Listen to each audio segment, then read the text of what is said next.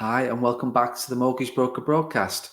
My guest this week is Matt Poole of Poole Family Financial, and I'm really looking forward to getting Matt onto the podcast for various reasons. And one of them is that he's had good grounding in the financial services world. He's been in a sort of banking world. He's been a mortgage broker, employed, and now he's got his own firm. So I'm looking forward to hearing all about that.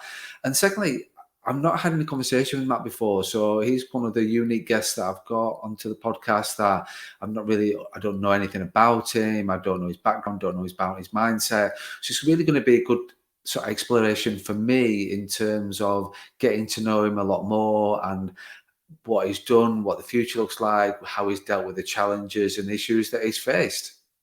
So let's get him onto the podcast. So welcome to the podcast, Matt. How are you? I'm very well, thank you. Thanks for having me. Great to be here. Good, no problem. No, thanks for agreeing to being a guest and sharing your journey, Matt. And we had a little bit of a chat before the podcast because you're one of the guests where I don't really know. I've not done too much investigation. We've never had a conversation before offline or anything like that. And I really like these sort of podcasts because what the listeners are thinking, I'm probably thinking as well. So I'll be asking you loads of questions, go off on a tangent, keep it nice and relaxed and informed. But yeah, I'm really keen to get to know you, your background, your journey, what made you make the decisions, the challenges and stuff like that, and all those sorts of things. So I'm looking forward to it, Matt, to be honest with you. I really am. Yeah, well, thanks for having me. Really appreciate it. Good. So I'm checking out your background first of all. So you're looking like you've got a really nice sort of office going on there. Yeah. We managed to get this built in the garden summer of 2020, just before as we set up on our own. And, during the pandemic and we were working at home, 3 kids, homeschooling, it was an absolute nightmare. So, yeah, we managed to get a bit of redundancy money and we thought, you know what, let's get an office in the garden and just go for it. Yeah, and here we are, 18 months later. I will ask you about the garden office situation and how you feel about going, because you've just talked a little bit about having an office and going somewhere to go rather than, and that's what I found, rather than having a room or a converted bedroom or a corner at the dining table or something like that. Having an office, I think, has been sort of good for me, and I'm interested to sort of hear your take on that. But first of all, let's do the introductions. So do you want to just give a brief background of who Matt is and a bit about yourself? Yeah. So I live up in Manchester. Big Man United fan. I'm sure people listening have seen it all over LinkedIn and everything and Facebook and that. And we're big Reds in the household. So I've been in the financial industry for 14 years now, coming up to 14 years. Been a broker for the last 7 years. So I've done banking, broking. And now the last 18 months, I'm sort of 18 months into my own venture now. Right. Wow. Family man as well. That was quite a quick whistle stop 14-year tour there, Matt, to be fair. Yeah. I go into more detail. So, it's, at home I've got a wife, 3 kids as well. So it never stops. But my journey really started off in missold endowment claims. That's where it all started, really.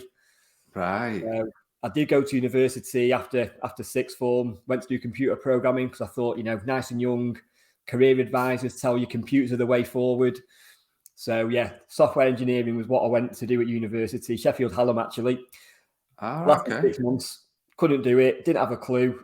And yeah, I gave up and just come home basically. So yeah, worked in Tesco for a few months and on the beer, wines and spirits aisle, which was good fun. Just turning 18. And then, got into missold endowments, claims as a claims assessor. Did that for a couple of years. And that really got me into mortgages then, in terms of the different types, endowments, interest only. People have been done over massively. And I knew at that point that wasn't going to carry on forever. Missold endowments, they had a time limit on how long they were going to last for. So I knew at that point that I had to do something else rather than going from job to job. And, I wanted a career at that point then. So I did the CMAT qualification off my own back at the start of 2008. Did my qualification with a view to going self-employed. But then the credit crunch hit. So great timing from that point of view. Just wasn't meant to be at that point. So I basically had to work my way up through the banking system. So I started off, I was 21 at this time, no sales experience, nothing like that at all. So I had to start at the bottom in the old Britannia Building Society then, on the counter, money in, money out, trying to generate leads for the mortgage advisor in the branch, the financial planner, savings advisors. So that's where I started to learn a bit of skills really in the early days. Worked my way up there then to become a home insurance advisor in 2009, I think it was. Did that for a few months, and then I got my chance as a mortgage advisor in the bank in 2010. Right. And looking back, I failed miserably, first off, because, it was the old Britannia Building Society. The rates weren't fantastic. You had to generate your own stuff by walking around the branch, and you were basically cold selling to people. Do you need a mortgage? Do you need it reviewing? And it was tough. It was tough when you weren't getting the bums on seats to really develop your skills. So I did that for a few months, and my manager at the time said, "You've got two choices here." She said, "You either it's not working, which I knew at that point. I was stressed out. I couldn't do it for one reason or another. And they said, "You either find another job in the bank, or we're going to have to let you go," basically. So I thought, oh, great. Yeah, brilliant. I'd had my first child at this point, 23. So, you've got a young kid, your wife's on maternity leave, and you're like, oh my God, what is going on? So yeah, took a step back anyway. Worked as a senior advisor in the branch, then worked my way up to assistant branch manager for a couple of years. And that really then taught me the skills of selling and how to communicate with people. And then I got another chance to be a mortgage advisor then in, I think it was March 2014. Again, at this point, it was the Co-op Bank then. Right. Co-operative Bank had come on board with Britannia with the old merger, which was, it then became the Co-op Bank. So I went through my training with the Co-op, signed off by August, September time. And I knew I didn't want to stay in the bank long term at that point. I just knew I needed it as a stepping stone to work towards being a broker then. So did my training with the bank again. Much more comfortable this time, speaking to clients, understanding the processes, what mortgages actually were and what they all did.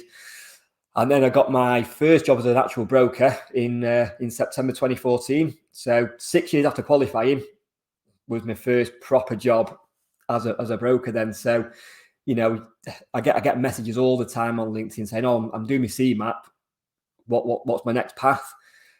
And it's not an overnight thing where you learn, you qualify from CMAP, and you're not a broker at that point. You've just got the qualification to do the job, basically. But the job itself takes years. I mean, I'm still learning now, 7 years into it, learn something every day. And it's a long road to be comfortable doing it, really. So yeah, did my brokering job. That was driving around, working from home, which I absolutely loved. At that point, we had 2 children.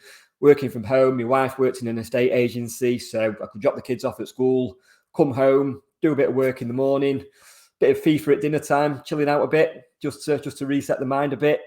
And then in the January of 2016, so 2 years into this, and this job was driving around, so it was all over the Northwest, North Wales, sometimes in the Midlands. So it was a lot of traveling, and it was dealing with debt consolidation, remortgages, which was great. It was a fantastic job, and it really set me on the right path to where we are today, really. So 2 years into that, January 16, we had our third child. And at that point then, Jenny off work again, maternity leave, a newborn at home. And it just didn't work. It did not work. I couldn't work properly, broken sleep, obviously. Traveling around, it just nearly did me in, to be honest. So I managed to do that until the October of 2016, another 10 months or so.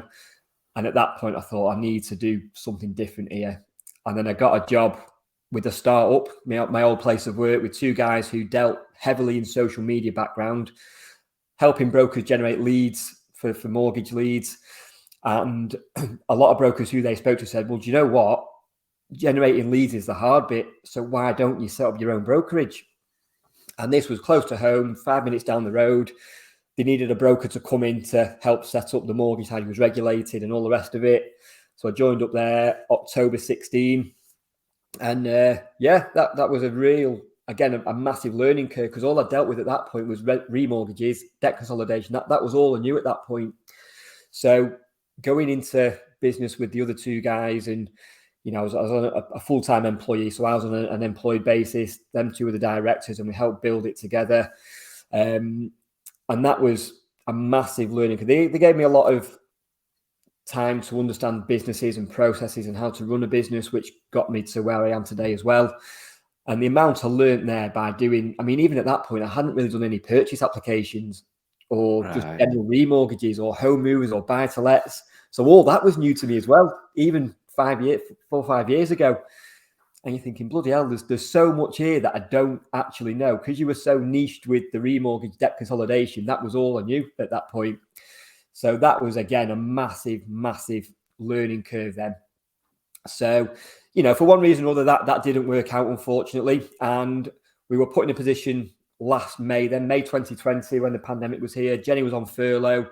And in effect, I was running the business, doing all the admin, the business side of things, doing the applications. And it did get on top of me, to be honest. And then, we had a conversation with the directors there. And at the end of it, we had a couple of choices to sort of pick and choose from. And when we sat down and looked at it, we thought the only viable option at that point for us was to take redundancy. So we said, you know what, let's just call it quits. Let's go our separate ways, call it a day. And we were made redundant in May 2020. So, at that point there, pandemic had just started, lockdowns, kids at home. Like you said before, you're working from home, either the kitchen table or the bedroom dressing table, and it was an absolute nightmare. So we sat down one afternoon. It was a nice afternoon. Sun was out. We had a couple of beers. When we thought, you know what, let's look at setting up our own business. What have we got to lose? So yeah, that's where it sort of all come from. So this was May 2020. We got a bit of a plan behind us.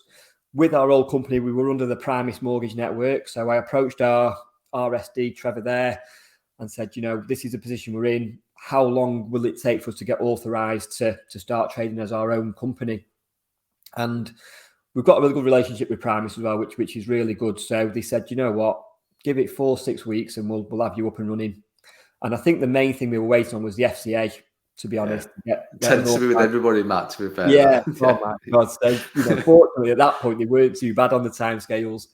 4 weeks. We got made redundant officially end of May, 4-week notice period. And then we were straight into our new business, sort of end of June, start of July then.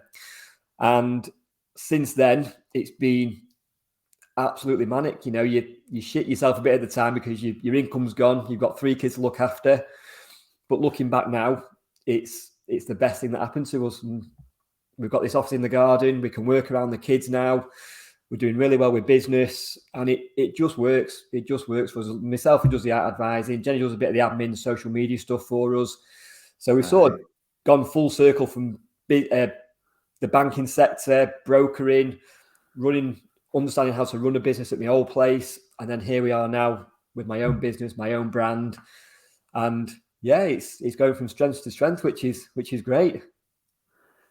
Matt, I'm sat here gobsmacked with facts. There's so much things going in my head. You thinking there, like, what a journey! Like, and you face so many.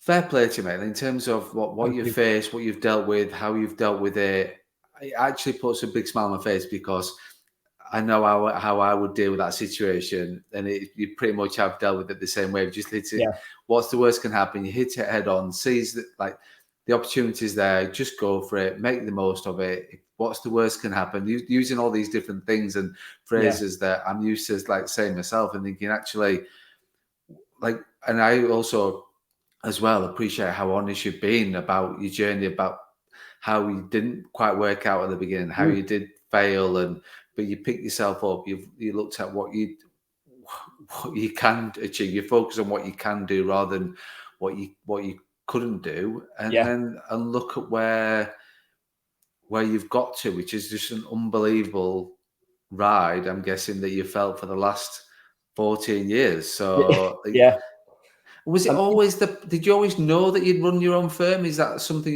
you always wanted to do? It was always the long-term plan. Yeah, it was always the long-term plan. And, even right at the start, it was around 2009, 2010 point. And I'd gone through an interview process it was Sesame Bank Hall at the time. And they had something, it was called the Financial Advisor School. where you went through a process and they would help you build a business at that point there. So I actually got accepted on a scholarship with them back in 2009, 2010 it was. And even at that point then, I thought, I didn't do it. I didn't do it. And that's one of the regrets I've got, really, because there was an upfront payment you had to make. And at that point, we were young. Me and Jenny were earning minimal income between ourselves. We had our first child to think about as well. So it just felt too big a risk at that point. But as I've gone through this journey, I think there's always risk with anything. And it's now got to that point last year where we were forced into it. So we'd never been put in that position before where we were actually forced to make a decision. And having a young family, being an employee of somebody, you've always got that guarantee of income, commission on top potentially as well, so it was always comfortable where we knew we had that income coming in. So it was always in the back of my mind where you're thinking, you're relying on yourself now and you've got to make this work. And, looking back, maybe I should have taken the jump sooner, but it's just that fear factor of thinking, if it wasn't, if it was on my own, living at my mum and dad's still at the time, I think, what, I've got nothing to lose here. But when you've got a young family that you've got to support, and with you being in financial service, you get into financial difficulty, that could be your career over straight away before you've even started then. So, by being put in that position 18 months ago, it just make or break then. And we thought, if it doesn't work out, I can always fall back and, I shouldn't have any trouble getting another job as a broker then with the experience I've built up by that point then. So, yeah, it's, you live and learn. You live. That's a great comment at the end of it. You live and learn. Yeah. But look, like you said, like in terms of, you're striking to me as a person that sort of thrives on the insecurity. You've got careful calculation. Obviously, you've got responsibility. You've got your family. You've got 3 children. You've got all those things. Like you say, it's an easier decision, and that's what I find with a lot of brokers, where they're thinking about, it's all about timing and about when's the right. People say to me, when's the right time to go self-employed? It's down to you. It's down to your personal circumstances. There's only you've got your mortgage. There's only you've got your debt. There's only you've got your personal circumstances that's going on, your responsibility and your commitment. So it's not a one shoe fits all kind of situation. But for you, the path that you've sort of taken, and it would have been easy for you to make that decision at a certain point, think, you know what, let's just go back to the security. Let's get the guaranteed income. Let me get the commission. Let's get some stability and stuff like that. But you've actually thought, you know what, no, you must have always known that you wanted to do this, because you've focused on the goal rather than actually what could happen. Did you just worry about the goal? Is that the thing? Yeah, definitely. And it's taken a long time to get here, but I think the experience I've built up has been building up to this point now. And, I suppose when you're going self-employed, there's never a good time to do it. There'll always be an excuse in the back of your mind as to why you shouldn't do it. So sometimes you just got to think, you know what, work hard, put yourself out there. Generating leads is the hardest thing about this job. And I've been fortunate enough, really, with my previous role. The directors there, they were heavily sort of encouraging me to start building my own personal brand at the old place. Even though I was only an employee by them, so they were wanting me to be the face of the business. So that's helped me build a bit of a reputation and a bit of a personal brand before I've started this journey on my own now. So that gave me a good foundation then. And when I speak to a lot of people now, they thought, well, I thought that company was yours that you used to be at. And I was like, well, no, I was just an employee there. It wasn't my business. I was just employed by the guys. So, it's, put yourself out there, generate the leads, and you can do it, definitely. I think that's testament to you. Like, if you've got people that are external saying to you, I thought that was your business and your brand, then that's great. That's great feedback too, because you then know that then you can if you can create something for somebody else, you can then create that for yourself. You create that for yourself. And that's the sort of, I think, like, if you're looking back, and one of the things that we're thinking in my head is look at your grounding of where you've come from dealing with endowment mis-selling. What a way to start on your financial services journey, is looking at all the mistakes, all the advisors, the mortgage advisors, the financial advisors. And I'm not saying it was their mistake. It was just the industry as it was, of Yeah. like the endowment times and things like that, and the experience that the more mature brokers out there will remember those times. It wasn't mis-selling it, so that just was the circumstance at the time, and then going through the credit crunch like you did, and dealing with and like seeing again about what's the worst can happen, and Yeah. looking at how the bad advice, and then so all these things you've been grounded in is about the negative, bad branding of the whole financial services world full stop. And that's a big thing for me. That's what I'm always looking to do, and looking to sort of flip on the head really, of because I sort of see people's, if you sort of say to somebody, what's the first opinion of a financial advisor, mortgage broker, it tends to be like older people tend to be quite a negative viewpoint of Yeah. it, because it's they go back to the days of the mis-selling and the unregulated stuff and things like, which I get that it's going to take years to change it, but you've seen that, and you've seen the Yeah. negative side of it, which I'm guessing you'll take then to think like I do, flip it on its head and go like, well, we've got to get the positives out there. There are some amazing brokers out there. What you're doing with your content and your branding, and you're building up trust and your reputation, that's the way to do it. That's what you've been focused on. But you've had good grounding as an employee Yeah. to do that, really. Yeah. And at the time, when I got into that job, it was just an office job at the time with the Miss All Endowments. It was just, a job, a step up from working in Tesco at the time.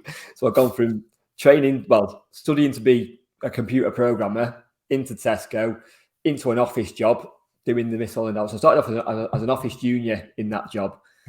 So it was 2005, office junior. That was just a bit of filing. So I was, 19, 20 I was then. A bit of filing in the office, and I quickly worked my way up then to being a claims assessor then. So I was on like $8,000 a year when I first started that job. And it was the best thing ever. At 19, 20, you're thinking, yeah, brilliant. I've made it here. I've got loads of money to go out on the weekend with now. So I sort of fell into that job. It was just, a Monday to Friday, 9 to 5, bit of money in the bank to do what I wanted to do. And then it's all stemmed from that to, like you say, to where I am today. Yeah, it's mad when you think about it. I know, but it's all been building up. Like you said, it's everything you've experienced has been building up to this moment of seeing the negative, seeing the positive, being employed, being self-employed, working from home, not working from home, being in office. It's all come together, I don't know. You sort of you've seen all the negatives and the positives, and you're just looking at how you've built yourself. You've taken all the little bits of snippets from that of your learning, and thinking, right, this is what I'm going to do with my own brand now. So yeah. And the key thing as well is, what I'm doing now, it's all about doing the right thing for the customer and the client, because you still hear now a lot of people have bad sort of connotations about a financial advisor or a mortgage broker, where they're in it for themselves. They're going to put you with a mortgage lender that gives you the most commission as a broker. They're going to put you on a 2-year fixed rate every single time, so they can do it again in 2 years' time and get paid again. So for myself, it's treating every single client with the respect they deserve, understand the circumstances, what's going to work best for them over the next, we don't even look at the mortgage itself short term. We look at the plan for the rest of the life, basically, what the long-term plans are as well, and work around that and think, do you know what? If I'm doing the best I can for my clients, and at the end of the day, a lot of the time when we finish the journey, a lot of the clients become mates, and it's just the way that I want things done, to make them realize that it's not all bad in this industry. There are people out there who do have the best interests at heart, and they're there for the long term as well, So, yeah, I've seen a lot of good, a lot of bad, put it all together, and now I do it my way, definitely. Yeah. Which is that's the brilliant thing. You are doing it your way, and I think I was just like making some notes there about you focus on the service rather than the sort of the quick buck and the quick pound to be made and the quick income. You focus on the service from a client's point of view. You're trying to flip it on its head in terms of. I think it will take years for the whole negativity towards mortgage broker financial advisors to go away, because it's like you've got these people that will still, people aren't they? Just focus on the negative. That like they'll take 10 get 10 experiences, 9 are amazing, and they get 1 bad experience. They'll focus on the one bad experience because that's something that they can get their teeth into and have a bit of a whinge and a gripe about, whereas they don't remember the 9 amazing experiences. Do you sort of like, are you proactive with reviews and stuff like that, Matt? What is that something you do? We're not at the minute, actually. That is something that we need to work on, to be honest. So when we first started last year, we had the mindset of we're on our own now. We've got to rely on ourselves. We need to get money in the bank because we've got the 3 kids to look after. And it was just a mindset at the time of just helping as many people as we could to start off with, just to sort of build up a bit of a pipeline, a bit of a client bank. And it's just carried on. It's been like that for 18 months now. So a lot of that sort of stuff has sort of gone by the wayside at the minute. Yeah. So funnily enough, we're going to have a meeting this afternoon, myself and Jenny. Jenny's all the admin stuff, like I say. And we're going to put a proper plan together of asking for reviews from clients, Google, Facebook, all the rest of it. Just to start building that up as well. It all helps. We want to do a lot in the local community as well with where we live in the little towns. So, there's a lot of stuff, social media wise, review wise. There's a lot of stuff, even a CRM system. We want to start implementing. We haven't got that sorted all properly yet. We've signed up to eKeeper, which we need to implement now. So there's all that stuff in the background that we just need to hone in on, just to make lives easier for ourselves, really. Yeah. So we're still new to it. It's 18 months. We're still new. It's still all learning for us. But like I say, we're learning as we go along, and we will make the systems, the processes much more slicker to help ourselves and our clients, definitely. I think that when you look at, I know you're not on your own with this, Matt, in terms of, because you need the income, you need to service the clients, you need to make sure that income's coming in. The things like you say, like Facebook, or like I hear all the time from brokers is like, well, yeah, I'm going to do that. Yeah, that's on the plan. That's something on, and I even do it myself. It's like things go by the wayside because you've got the best intentions, but then you've got the day-to-day grind of generating income, especially when you've got the responsibilities and you've got the mortgage and you've got things that you've got to make sure you keep generating and getting income to pay. So those sorts of things, when they're not seen as income generators specifically, they are ultimately, obviously, but then if you're busy doing what you're doing, then they do tend to get parked. So don't worry about that. You're not on your own with that sort of thing. It is, if you look at my sort of planning book, it's always sort of full of, as a business owner, it's funny. If I had a meeting yesterday with a couple of people that have set up themselves and gone from being employed to self-employed and set up their own firm, and they sort of they said, one of the comments they said to me was, "Do you ever stop thinking about the business?" And I went like, "No, it's 24/7. You just do. It's going self-employed, owning your own firm and your own brand. You never switch off. It's not a 9 to 5 kind of thing. It's just you've always thinking about your job's never done. I don't like how your thoughts are on this. It's like, and I think keen to get your thoughts on it really, Matt. Is that like I feel like 24/7 I think about the business. I'm not that sad that it's constantly thinking about, but it's on your mind all the time about where you're going, what you're doing, what you're not doing, what you should be doing. Yeah. Having those panic moments thinking, oh, we should have been doing that 6 months ago and I'm not doing that yet. And it's all those sorts of things. But I think I used to get really stressed about things we weren't doing rather than focusing on what we were doing and the things we were doing right. And I just, through various things from my own personal development, I just thought, and somebody said to me, just enjoy the ride, enjoy doing what you're doing. Don't worry about the goal. Don't focus on the goal, because when you hit the goal, you'll then worry about the next goal. The goalposts will move and you worry about the next thing. So enjoy doing what you're doing. What are your thoughts? Like, what's your take on that? Yeah, it's like you say, it's always in your mind, and I've always think, oh yeah, I should be doing this, I should be doing that, and if it's something that I think we need to implement that now, if I'm not at work, if I'm not sat at my desk with my notepad, I'll put a note on my phone, on my notes app, and say, right, I need to talk to Jenny about that. So like you say, you're always tweaking things. There's always more stuff you could be doing. If you're doing absolutely everything, then you've got no room for progression then either. So there's always going to be something that you think, we need to do that. And we know that ourselves. Like I said, there with the CRM system, the reviews, the Facebook stuff, there's so much more that we can do. But at the minute, we're in a good place as a family, which is the most important thing to me, obviously. We've got the 3 kids, and we need it to work for them as much as we need to work for ourselves as well, because, they're not going to be young forever. So it's taking them to school, picking them up, going to the Christmas shows if they're allowed to go ahead this year, parents' evenings, getting to them. It's been able to work around that as well, So I think, there's always stuff that you can be doing. We know it, everybody else knows it, but from the outside, people don't know that. So, from as long as you're doing a good job for your clients and things are ticking over from that point of view, then you can only do what you can do. And we're in a position now where, like I say, me and Jenny do everything. So we don't want to be taking on other advisors or administrators because we just don't want the stress of managing people at the moment. We've got enough going on at home with the 3 kids. So, that's more than enough stress for us at the minute. So, we'll keep going as we are. Implement things as we go along, and we'll get there. We'll get there. No, you will. No doubt you will. No doubt you will. That was one of my questions then. Well, there was 2 questions going in my head. One is with regards to Jenny, and I'll come back to that in a second. But I think that's in terms of what your comment was there was that growth is not something you want to worry about at the moment. Growth you see from a business point of view is doing what you're doing and getting the reviews and the Facebook. That's your growth, not taking another advisor on, not taking an administrator on and stuff like that. But from a little thing you said, I don't think that's something you've dismissed. Is that something you will consider and look at in the future? Yeah, definitely. And as things progress and the further on the journey we get into this, things will change again naturally, So it's just enjoying the ride, like you said before. Enjoy the ride, see where it takes you.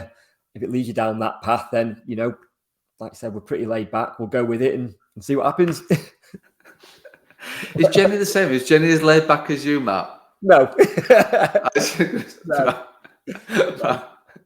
Jenny, I mean, she is, to be honest. She does really well. And I think she feels sometimes her role is to look after the kids. And she's not got much of a purpose sometimes, to be honest. But, since we started up on our own and she's involved with this, we need to get her involved more as well. So there are things on that side that we need to do better as well. So, Jenny's enjoying it. And like I said, it's all about it working for all 5 of us, not just me, not just Jenny. It's all 5 of us. It needs to work for all of us. And people talk about success and, everyone's got their own take on success. And it could be that you want to have the biggest firm in the UK and win all these awards and be at the awards evenings and turn over the most business in a year. And that's great for some people. But for us, success is having a business that works around our family. And that's exactly what it's doing at the minute, So for us, we're very happy with where we are, how things are going. And I hope the kids are as happy as we are. I'm sure they are. And I think you're absolutely right. People get too hung up on, I think, like speaking of the advisors in my firm who are similar sort of like mindset to you, like, well, it's about spending time with the kids. I don't need to write 20 grand this month. I don't need to issue bank 20 grand. That's not what it's about. And it's not about getting the awards. It's not about doing this and all the show and stuff like that. It's actually about the quality of life, which is important. And that's what I'm getting from, it's a family name above the door from your point of view. And I think that's clear to see. It's very much a family business, which is amazing, Matt, to be fair. Take my hat off to you in terms of what you've done and your overall attitude and the way that you are from a family point of view, because I think that's it. You're judging success, and that is absolutely perfect. You judge your own success by what's important to you and what your success looks like. For some people, it's about the awards. It's about how much they're issuing. It's about this and that, which is obviously income is important. I get that, but it's not. But for you, it's about the quality of life as well as income. So you're going to have the income that you want to generate, absolutely. But then wrapped around that is like for you the work-life balance, and that's what you're going to deem as success, which is great. That's what people should have their own individual what success looks like. And that's the thing with when I sort of meet brokers and brokers are looking to go from employed to self-employed or really become brokers for the first time. And they like to say to me, well, what should I be earning? What's this? What should I be aiming for? What should my goals be? And stuff like that. Like, get your own. You should have your own goals. Like you should have your own motivations, your own what success looks like, and things like that. And you've clearly got that. You don't you sort of giving me the impression, Matt, that you don't worry too much about what other people have got going on in their world, because that's Yeah. their own success and what that looks like. And that's very much like me. And that the why I'm smiling is because I don't worry about what other people are doing. I don't worry about whether they're, again, the conversation I had with somebody the other day about is the awards time of year and this, other than, or like they're getting this award, they're getting that's like, that's great for them. If that's what's important to Yeah. them, that's great for them. I genuinely don't give a two hoots about awards and stuff like that, because that's not what, I don't deem that as success for me. I've got my own measures for success, and you've got your own measures of success, which should be the case. There's no one shoe fits all with being a mortgage broker. Yes, if you come from Britannia, Co-op Bank, an estate agent, and you've got your success is deemed as who issues the most business, who banks the most, getting the top broker award, getting this, that, and the other. So that's there because you're an employee of a firm, and you're told what success looks like. You've moved away from that, as I have. You're now self-employed, running your own firm. I'm self-employed, running my own firm. I make my own decisions. I choose what success looks like. And that's a big thing. And that can't be easy for you to do. You've come from a corporate background. You have come from a corporate world. So that's interesting to hear. You've made that decision yourself, that you gauge in your own success, which is brilliant, mate. Absolutely fair play to you. Like you say, in the corporate world, it's all target driven. You've got to do this, you've got to do that. If you're not hitting it, what's going wrong? What can we improve? So we take that and we learn from it. But at the end of the day, I've got spreadsheets and business logs of what's going on with the business, but I'm not, as long as I've got enough to pay the bills, keep a roof over my kid's head, put food on the table, have a holiday every year with the family, to have a proper relaxing couple of weeks. That's enough. And I read a book recently from James Smith, who's a big personal trainer, an online personal trainer. He's got a big following online. And he's got a book out, and he says there's a certain point that you'll get to when you're earning income. And whatever you earn over and above that, it's not going to make any difference to your life. So whether you're earning 60 grand or 160 grand, whatever, you'll get to that threshold where you'll think, you know what, having money in the bank is great, but it's not the be all and end all. So once you get to a certain level of income and you're comfortable, you can do what you want, you're living the life you want to live. When you come home, sit down, watch telly, have a takeaway pizza, that feeling will be exactly the same, whether you're in 60 grand or 160 grand. The money is irrelevant. It's all about how you live your life. And that's really, when I read that, I thought, you know what? Yeah, it's not about chasing as much business as you can. It's about doing a good job for your clients, being comfortable, enjoying your life.